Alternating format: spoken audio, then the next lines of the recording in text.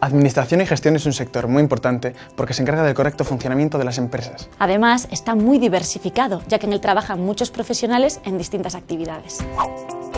Hay muchas profesiones relacionadas con el ámbito empresarial: directores de sucursales bancarias, auxiliares administrativos, técnicos de recursos humanos, agentes de seguros.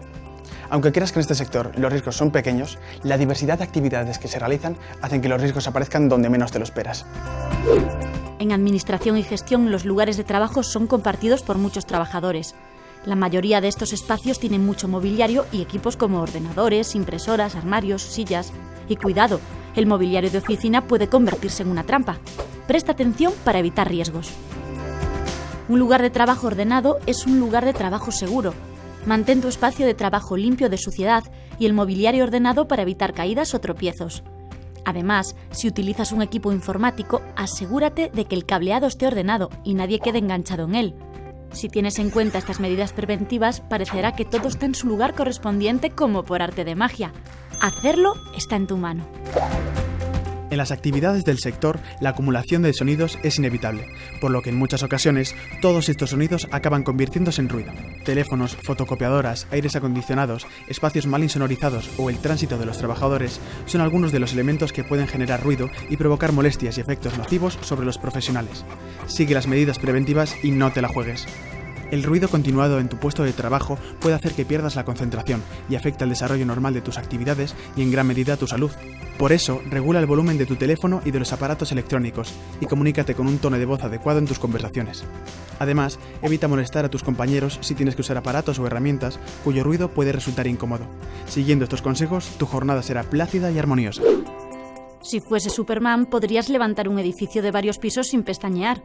Pero como eso va a ser difícil, procura realizar los trabajos de manipulación manual de un modo correcto.